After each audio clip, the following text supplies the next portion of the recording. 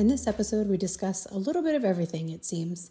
We start with we've always done it this way. We go to innovation, to how to navigate turnover, to supporting each other to contribute to the work in whatever meaningful way they can, with a brief stop about the importance of lived experience. Mary had to step away for some personal reasons, so Tracey and I got back together to round things out. We're grateful you're here with us, and let's jump right into this discussion. To take that grassroots approach. Like, we're just three people who are passionate and nerdy about not only this population, but also like the work that can be done on a relational sense, and then like scalable to larger systems. And that could make a difference. Like, it feels like it is making a difference in tiny individual ways. Like, we get like the people who send a text message or who stop you in the hallway and they're like, oh, this was really good. I really enjoyed that. But you said something, Jessi, just a minute ago that really got my, cortex bubbling, about the traditional way that we generally tend to share information and stuff, and how great is that working for us? It ain't, right? I mean, if there's still this like ridiculous gap between research and practice, and we're really we're curating things, we're throwing in, kind of frontline observations and insights or lived experience insights in the field that I think are other ways of, you know, um, throwing out information, stirring up the pot, and getting folks to think more curiously about things. But the other thing that popped in my head was when you said traditional. It also, I had this conversation this morning. My husband and I were out for a walk, and something about traditional family values came up. We're probably talking politics, but it started me thinking about, like, well, whose tradition, like, and we use these, kind of unifying, allegedly, terms of, well, traditional medicine. Well, whose tradition is defining the medicine? Whose tradition is defining how we share knowledge and bring in more curiosity and more people into the circle? So I think that's also kind of an interesting angle of this is, breaking down silos, breaking down systems of oppression and systems of separation that really don't serve everyone, well, so I don't know, that also kind of thought came into my head because many of these episodes are spicy, and that's, I think, one of the vehicles we use to diverge from a tradition that really has not acknowledged the breadth of the lived experience, not only as the healthcare professional, but the breadth of experience of those that we serve as well. Oh, are we going to Very get into cool. but we always did it that way? Oh, Mother of Mercy. Right? Yeah. I Because mean, that's but kind of what this is dancing around, you know? yep, yep. But you hear that all the time, right? I mean, and I think that's one of those things that is comfortable to people. We've always done it this way, and I feel like, and again, I don't know because I don't work anywhere else, but I feel like you hear it a lot in the NICU, and I wonder if part of that was because in many units historically there was a low turnover. Right. And you had people who had been here since the beginning of time, since the beginning of the NICU. And this is the way we've done it. And it has worked well. And I always tell my students, if you ever answer me because that is unit policy or that is unit protocol or this is the way they've always done it, eh, always the wrong answer. The answer should be the current evidence suggests blah, blah, blah, blah, blah. Now, might that be different than what the unit policy is? Hopefully not different from policy. It may be different from what they've always done, but hopefully the policy is evidence-based. And if it's not, that's a great place for you to take a platform and take a stand and say, I understand we've always done it this way. However, in the last 5 years, there's been new evidence that has come out that indicates that maybe this way could be a potential for us to have even better outcomes. We're doing a great job, but we always want to continue to do better, right? And so but I think that's also a hard thing to say too. When we go back to our conversations of generational gaps, right? How does it feel when you're this young, just out of school, still wet behind the ears with Similac, as we would say, right? You're still a baby. How are you now telling this person who oriented you, who trained you, who mentored you, who grew you, that they're wrong and that you know better, right? How do you do that in a tactful way, without coming across as a show off or a know everything? It kind of speaks again, though, to that traditional piece. When you said mentor, I think we have traditionally this very one directional view of what it means to be a mentor instead of really the full richness of a mentoring relationship is bi-directional. I mean, there's stuff that I know from my lived experience and from practicing for as long as I've practiced. But if I don't honor the fact that you're also showing up to the game with knowledge that is new to me, and I'm not respecting that, then how am I modeling collaboration? How am I modeling good, role modeling and teaching? And on top of the mentorship, I am perpetuating the traditional values of hierarchy and, I'm in charge, power over, not power with and through, and all those kinds of things. So cool. Yeah, Cool. it kind of gets into culture piece, right? Like, Mhm. yes, it's a hard thing to do, but it's easier in units that are rife for that, that have a culture of, no, I want you to let me know, right? Sure. Because then, to Mary's point, it's role modeled more on smaller scales, on bigger scales. And so it just seems like a conversation rather than a judgment, you know? But when you have a culture that isn't as primed for that kind of discussion, it does feel like an attack. It feels very much like, well, you just got here. We've been doing this for 30 years. And you're like, that's cool, right? I hear you. I see you. Thank you for all of that, right? Because I wasn't there 30 years ago. So y'all learned a lot of stuff that then gave us information that we can use now. So, like, I can give respect where respect is owed, but we don't have to keep doing that, right? I frequently will say, like, you don't drive the same car you drove 30 years ago. You don't use the same cell phone you used 30 years ago. Like, nothing is that way. And so this job should be no different. I think other specialties are older and more mature. And so they've gone through these growing pains already, and they're just waiting, for new evidence. And not to say that it's easy in every specialty either, but I think there's a little bit more change built into that culture.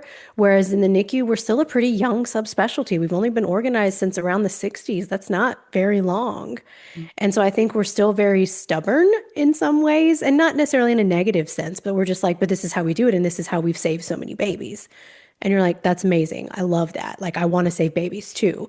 Now we have evidence that shows that perhaps we could save them differently or with better outcomes, or maybe even more of them in a more, trauma responsive or inclusive, kind of way.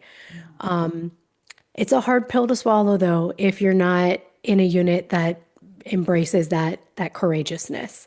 Been there, done that. It's not fun, like being the one beating the drum.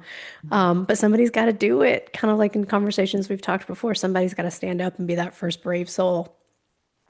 We also have to think about the fact too that the evidence that we are building on was the research was on different types of babies than what we're dealing with now, right? Like it came up in a conversation I was having with one of my students, and we were talking about hearing and hearing loss. And one of the sources that I had talked about hearing starting at like 24 weeks or processing or something starting at like 24 weeks. And as the words came out of my mouth, I was like, but wait.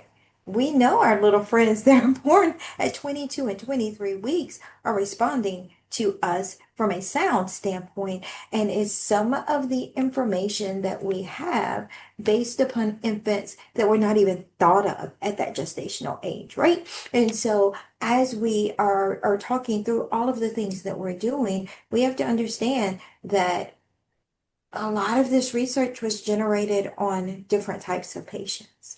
And so we're extrapolating a lot out, but that's probably not the best thing. Goes back to the conversations too of all the discussions going on right now about the use of humidity, right? Best thing since sliced bread. Maybe when our babies were 24 and 25 weeks, but is it really the best thing for our babies who are 22 and 23 weeks and probably soon to be 21 weeks, right? Is it the best thing for them? But all of the evidence that we have looking at humidity and decrease in sensible water loss was probably built on slightly more mature infants because we didn't offer resuscitation routinely to those babies. So it just makes it necessary for us to be open to saying, yes, this is the way that we've always done it, but these are not the same types of babies that we used to see. Yeah. I love the word that was percolating up when you were sharing that, because it's so true, was that this field feels very innovative, and but what's interesting is we're working in a field that is super innovative, and yet many of the cultures don't really reflect an innovative spirit. And it makes me question what could be the cause of that. And of course I defaulted into trauma and overwhelm and all of that kind of stuff, and some of that moral distress, and all of the things that we're navigating but we don't often speak about, right? And if you don't speak about it, well, folks generally don't find solutions for the things you don't talk out loud about. And so, could that also be part of this kind of a retraction from change? I know that I don't know if you guys have read this book or seen any of this woman's work, Laura Vandernoot Lipsky. She's a social worker, and her big thing is what she calls trauma stewardship. And she looked at helping professions across all different specialties, like not just healthcare professionals, but first responders, public defenders, social workers, all the folks that are on that raw edge of humanity, and found a lot of common denominators in how they navigate the overwhelm of the work that they do in systems that don't really honor and support people that are interfacing with human beings. And she calls them trauma exposure responses. And one of them, I mean, there's like a cajillion of them, maybe not a cajillion, but there's a good couple of at least 2 dozen. But one of them was resistance to change. And it was kind of like resistance to change / a lack of creativity, because that's what change is, right? Change is really getting creative and innovative. So it's really interesting, that kind of what do you call it, oxymoron of working in an innovative field, but not, I mean, no, I'm not saying everybody's not innovative, it doesn't have an innovative spirit, but there is this kind of shadow of a paucity of innovative spirit in such an innovative field. Yeah, sometimes I wonder, like, is it just me? Like, is it just where I have been in various places? But then I'll go to like conferences or talk with people around the country. And I was like, no, there's definitely like a stakehold of that, of Yeah. like, yes, there's the super innovative, let's do all the things, let's publish, let's, push all the limits. But then there's also just this core of why I Mhm. don't want to. And not necessarily from a negative place, but I would argue, like I always do, that not helping is potentially not helping either, right? Like in the sense that if you're not helping move things along, then you're kind of keeping us stagnant. So it has like a little lining of negativity to it. Yeah. And so it's figuring out why. Why is that the sticking point? Can we grow past that, right? Like, can we get that person in? Not putting all the eggs in that basket, because we'd be having the same conversation forever, right? You can't always chase that end of the bell curve. Yeah. But we welcome them to join the other parts of the bell curve, like as the spirit moves them through, right? But it sometimes feels lonely because you're like, am I the only one who wants to maybe do something a little different in a unit that the culture is very, well, we've always done it this way. Mm. Or like I've had people say like, well, that's just the evidence. And I was like, I don't know how to refute that. Like, I know. if Where do that's you just go from the there? evidence, then we are beholden to that. Not that you change practice with every publication, but when you have a growing enough amount of evidence that's pretty compelling, you should evaluate what you're doing at least, even if you don't wholesale take the full implementation. Because I was talking to a unit and they don't know how to orient new NNPs because they've not done it for a long time. You ending up losing them, which is happening right now. You're Yeah. hiring people, spending a ton of money onboarding them, and then they're leaving after like 4 to 6 weeks because it's not working. Yeah. So, Well, I mean, kind of like what you said earlier, like the NICU has been protected from yep, that turnover that now all of a sudden they're like, well, how do we do that? right, Because there's always been someone, mhm, around who knew the old magic and now they're not here anymore, right, and you're like, well, you should have thought about that before. Sustainability exactly. planning is not ever has not been a strong suit in healthcare in general, but I feel like especially not the NICU. I think yes, I think especially the NICU. Again, I'm interested to know what other places are seeing, and if this is a phenomena seen in other specialties. It feels like it's just us, right? And it feels like maybe in other places they've always had this, that people would do their 1 or 2 years of med surg and then they'd pop out, right? And so maybe for places like med surg, it's not been an issue, and this is just what they're accustomed to, you know. But I'm interested to see if it is this way in other areas, or are we just now becoming like everybody else and we're no longer special? Yeah, I don't know. I mean, I'm inclined to think we're no longer special, but I don't know if that's just my need to constantly check people's egos. Um, because like I feel like all of us need to be knocked down a peg every now and then. Um, but it is a very weird place because I get asked it a lot, like from the education lens, where they're just, they're how are you guys managing, the turnover? And I was like, well, we're kind of just now figuring that out. Like I know med surg has been turning over forever, for decades and centuries, it feels like, but we really didn't. And the units are struggling to make that shift, I think, because there was such a reliance on the previous guard that now we don't really know what to do when all of a sudden like apple cart turnover the whole leadership team, you know? And so it takes a while to build and rebuild, what was kind of taken for granted before.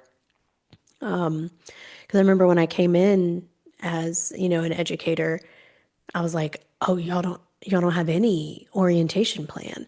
And they're like, "Oh yeah, we just put them with so and so for like 12 weeks and they're good." And I was like, "Oh no, we can't do that."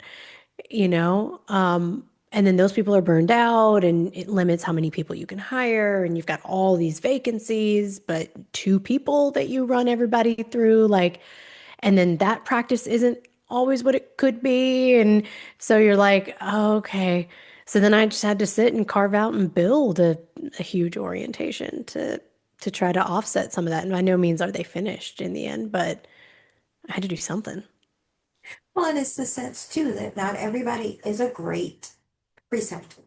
You can be a phenomenal nurse, but you may not be a great preceptor or a phenomenal nurse practitioner. But I'm not going to put anybody with you because you're like me. You start squirrel, and before you know it, you're off chasing the squirrel. And your poor orientee is like, "Do I go with you? Okay." Or it's sometimes I can't quite explain what I'm doing or thinking. It's just gut, right? Like it's just my gut.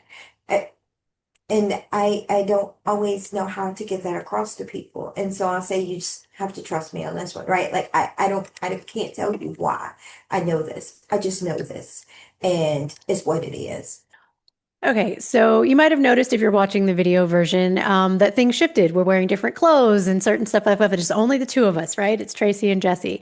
Mary had to step away for some personal things, but we wanted to continue the discussion that we were having, but as well as add a little bit of extra while we put a wrap up for this season too. So bear with us. We're going to practice what we preach, as we say here, and we're going to offer grace for all parties. We wanted to still give out a good product, Right, while also making sure that our friend and colleague was cared for in this moment, right, right. The aspect of always doing things a certain way, being the kind of first person to step out. And I'm thinking along the lines of what's happening in some communities right now when you have people speaking out about certain things and them being completely shut down for it, like careers decimated, like whatever. And so maybe the trauma aspect of how that is processed in the work environment versus social, right? Like when you are that person who says, I understand we've always done it this way. However, there's new evidence that would suggest we maybe could do it, blah, blah, blah. So how do the collective we deal with that, right? How do you process that so that you are not getting completely burned out, but you're still kind of standing for what you believe in, what you know is the correct thing for your patients. So again, going back to our conversation of advocating. for our patients? How do we protect ourselves when we're doing that? I mean, I think to a certain extent, you kind of can't, right? Like you have to be willing to step out and hope that someone else will help join you. I think there's a safety in numbers kind of aspect to it. It's hard because you want to step out bold, right? Because you're stepping out for a reason. Like it's something you feel like you should. But you kind of want to do it like with an umbrella or something like of like, okay, I do still have bills to pay. I do still want to do this work and I want to be a part of this XYZ, organization, team, subject, whatever it is, right? So like, don't hate me, but also like I have to call this new evidence out to say that we should, at minimum, we should examine what we're doing, right? And decide if this evidence is compelling enough to shift. And I feel like it's been a theme that we've talked about in previous episodes of someone has to be willing to align with you, someone that maybe is a little more safer, in whatever dynamic that you're trying to navigate, who could step in and say, I'll share my shield with you. It might not cover you completely. There might still be some shrapnel or there might still be something that happens. But in the end, I'm going to try to mitigate what I can for you. I think it's really hard in the work environment specifically because it's tied to so many other things.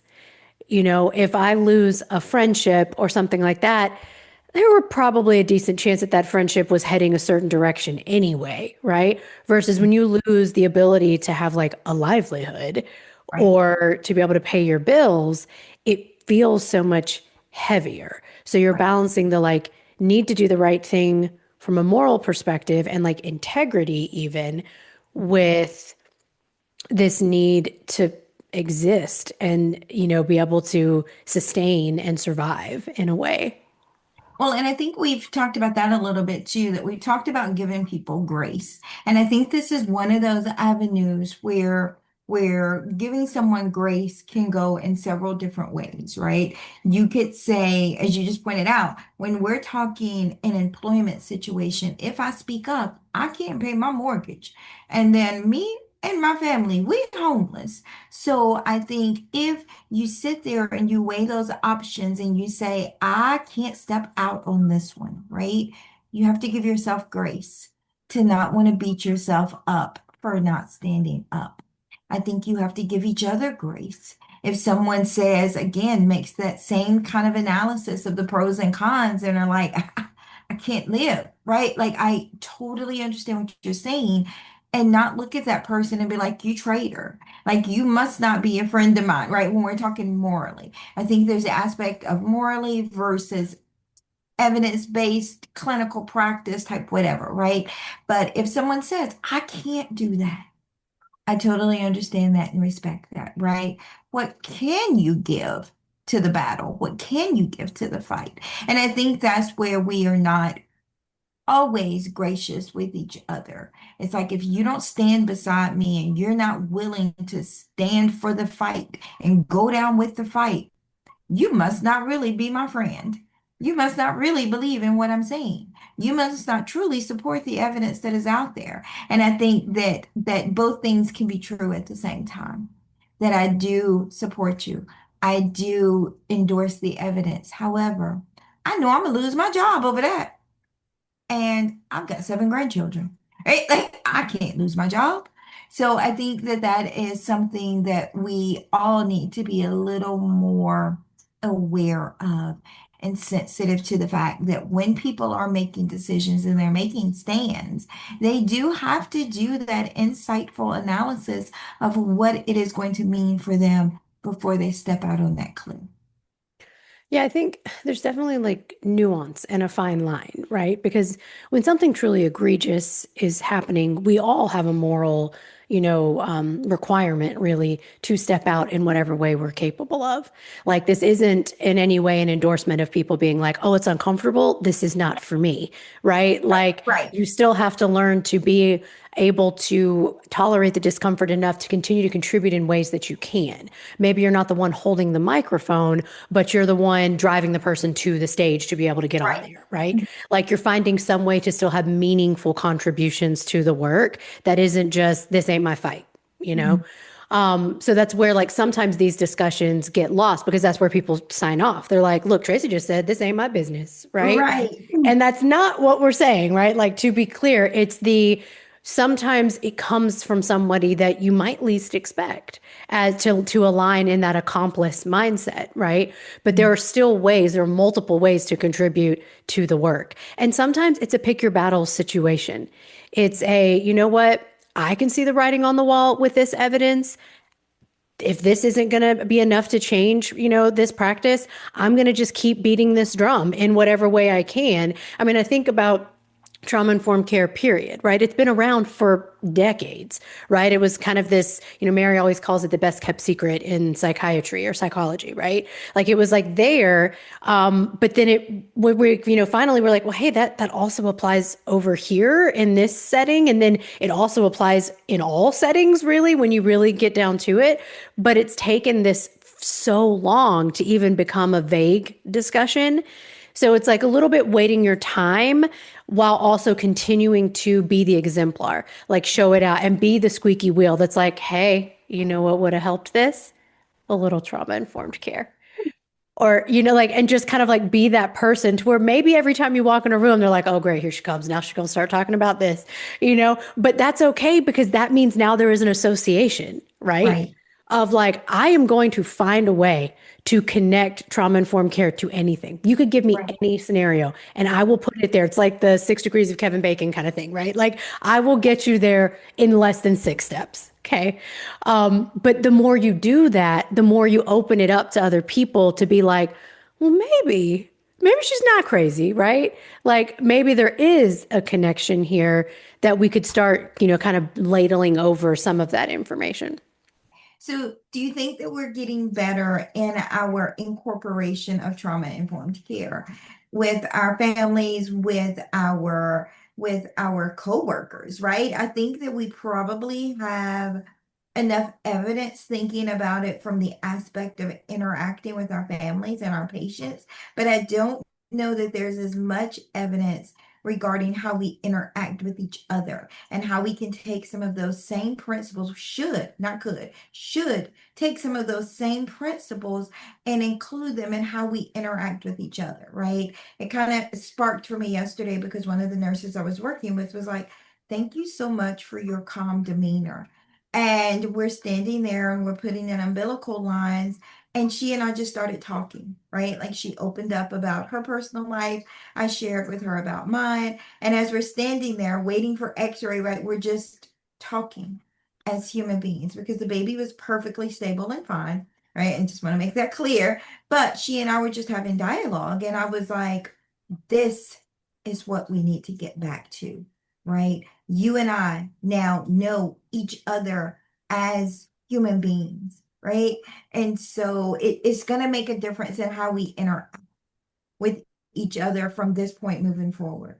But I don't know that we're taking those tenets of trauma-informed care and thinking about how we should incorporate them. It made me kind of think about too, because we talk about all of the implicit bias training that has been done over the years, and they talk about how this training has not really made a difference, right? And so I think about trauma-informed care kind of in that same lens as to if training, if education, if the articles, if the talking about it is not making a difference, what makes a difference? So I think we're talking about it more. I recently, from one of the organizations, took a trauma-informed care. It's always, every time I get one of those modules, I was like, okay, deep breath before you open this, right? And it was no different. It was a spin on more empathy rooted, but it was still very like, let's explain why your patient is so difficult. And I was like, yeah, you were so close, right? Like you were so close. Because I can validate that sometimes there are clinical situations that are challenging to manage. I get it. Sometimes the clinical situation that's challenging is the dynamics between the team and the patient. Sometimes it's the dynamics between the lab values, right? Like healthcare in general is full of peaks and valleys. Some things are going to seem like, okay, this is very textbook and great and stable and wonderful. And sometimes it's just not, right? That's what we're paid to do, to critically think our way through it. The cheapest way to do that is to blame the patient. And we tend to take that route a lot in healthcare, not just in the NICU, but kind of everywhere. Think of like terminologies about, like this drug seeker and, even things like chronic fatigue and how horrible that was viewed for so long, even though now we realize it's really an autoimmune, condition and that is rooted in a viral illness or something else. You know what I mean? Like there's all these actual science to back some of this up that most of us just rolled our eyes about for so many years, right? Because of the bias that comes in. So I worry sometimes that the lip service to stuff like trauma-informed care over time can weaken it rather than make it stronger if it isn't tied to someone who's able to actually role model and exemplify it like in their core. Because like I can think of a handful of people that I've worked with throughout my career that might not have been formally educated in trauma-informed care, but they definitely acted like it. Like who they were as a person, their demeanor clinically, their demeanor with peers as well as with patients was trauma-informed just from jump, right? And that's what we need is more people that are willing to exemplify and like live it and embody it. And sure, we can have the papers and the evidence because we're always going to need to convince somebody with a statistical analysis, right? Like, and that's fine. But we also have to remember the importance of the lived experience part of it, especially when you bring up between peers, right? When you're looking at like between the team. We all know the difference between running a code with somebody who is locked in the calm and somebody who cannot get themselves out of the chaos, right? I get asked a lot, like someone's like, oh, somebody's coming and doing a trauma-informed care talk for us next week. I was like, oh, really? Who? Because, and again, I am very deep in this work. And so it's hard to remember that other people can be good at it too, right? And that's fine. I don't have to be the first person to answer every call. But sometimes I get really worried because I've read a lot of papers where I was like, oh, you can't use those words. This is not trauma informed. Like this is, you can't paint patients in a negative light through the context of their trauma and then say that just because you called it that now this is trauma informed care. Like that's not how we do this. Well, I think it's refreshing and also maybe a little bit disturbing to hear you say that, right? Like someone who is so well versed in this to say that when you open up some of these modules, it's like, oh gosh, here we go again, right? Because I know that for those of us who aren't as well versed, because I will acknowledge my weaknesses, right?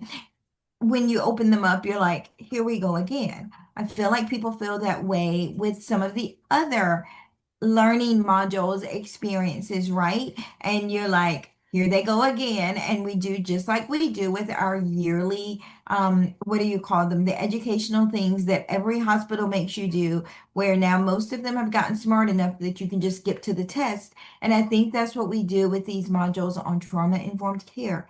Implicit bias, dealing with the challenging patient, right? Being the security stuff, like all of those things. I think that people have gotten so inundated that they don't resonate anymore, right? And so I loved your conversation of those lived experiences because I think those are the things that people will remember, that they will take with them. It won't be the trauma-informed care is defined as blah, blah, blah, blah, blah, right? Which I can't even give you that definition off the top of my head. But, right, here are the tenets of trauma-informed care. However, if you sit and you tell me this mother still remembers the fact that you, collective you, would not let her hold her baby.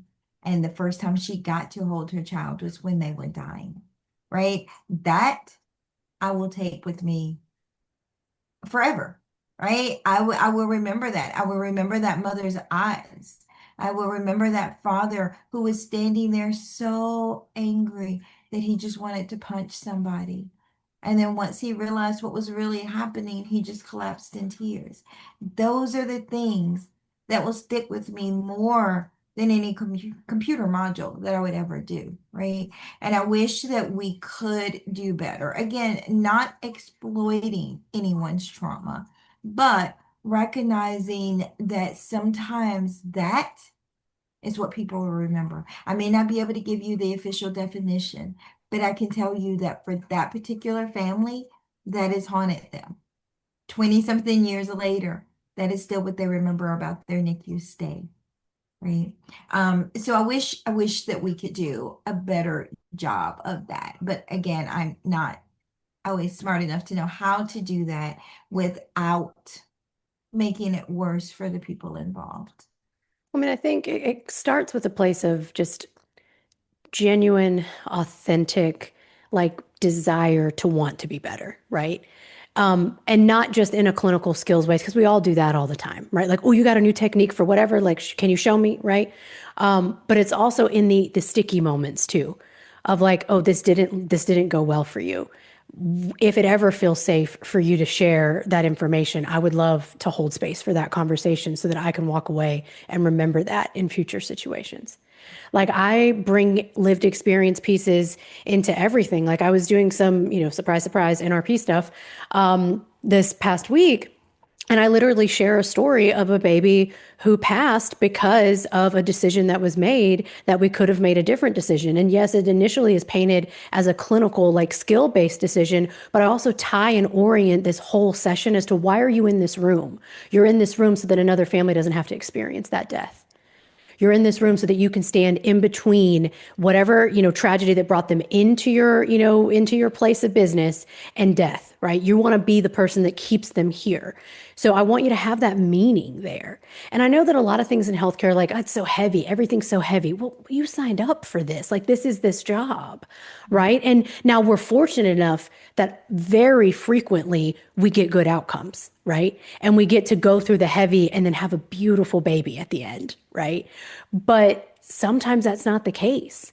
And so being able to connect it, even in a de-identified, not super in the details, it's not like I'm having a video of a parent explaining it. I'm just from a clinician saying, hey, this is something that happened that I would like to not see happen again. And it struck me as something that was meaningful and wanted me to better my practice. So I'm hoping it'll do the same for you.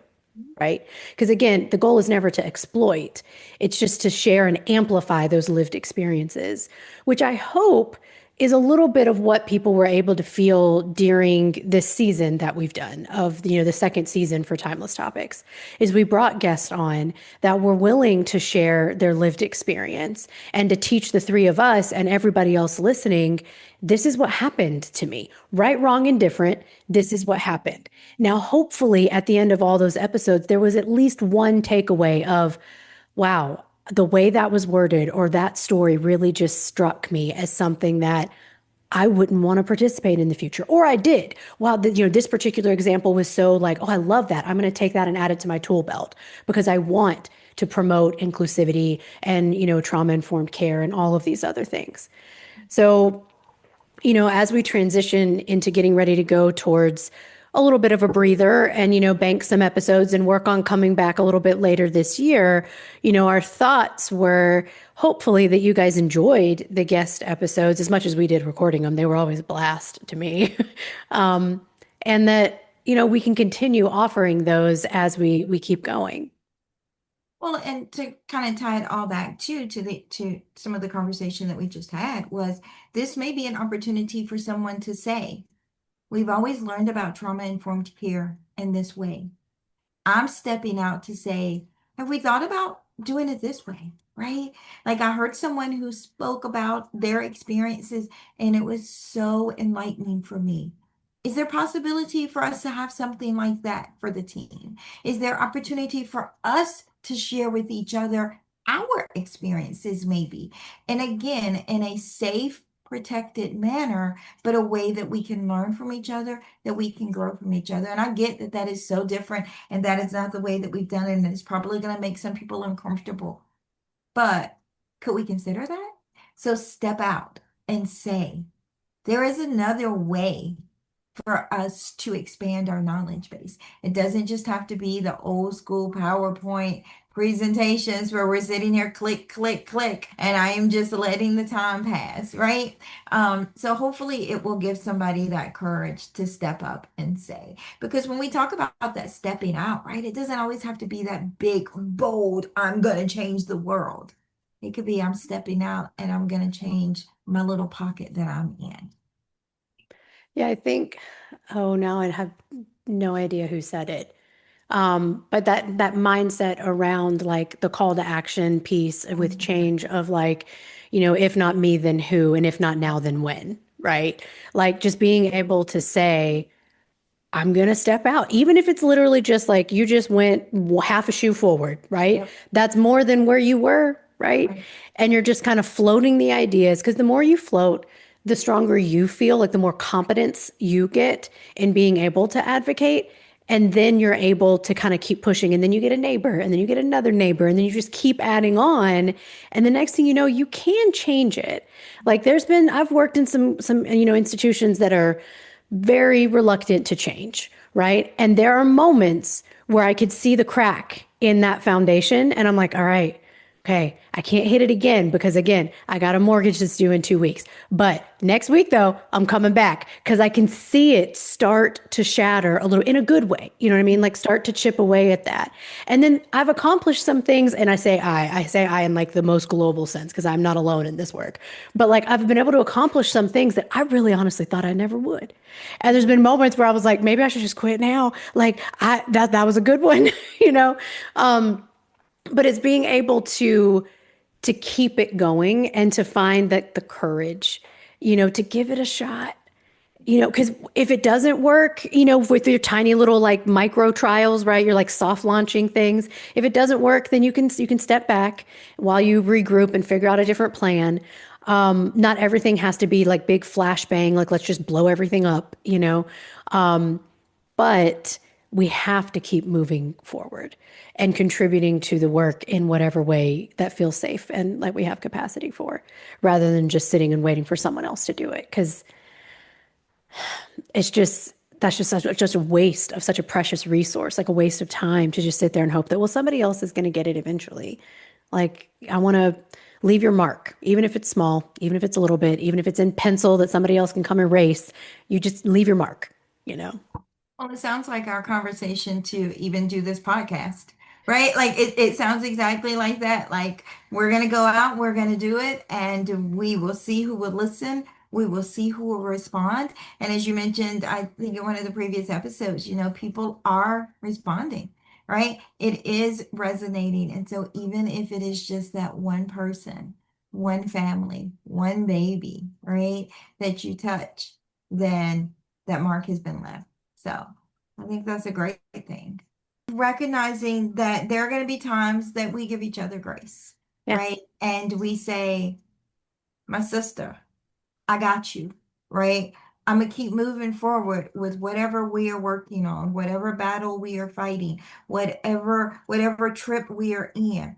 I'm going to keep it moving. I got you. And when you're ready to step back into the train, step on.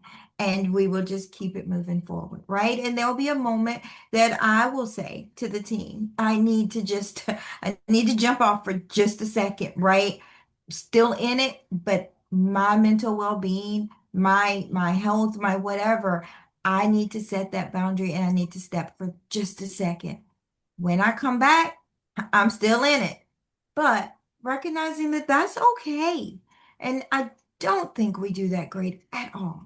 I think we struggle with that. I think we struggle with saying it. I think we struggle with allowing people to do it. I think all too often, people will say, I carried you. And it's like, you did. And I thought that's what we were supposed to do. Because if it came time for me to carry you, I would do so, right? Timeless Topics is Jessi Barnes, Tracey Bell, and Mary Coughlin. It is produced by Jessi Barnes and music from Carlos Bell. The thoughts and opinions shared here are those of the individual speakers and do not reflect the official policy or position for any of the speakers' employers or any other affiliated individual or entity.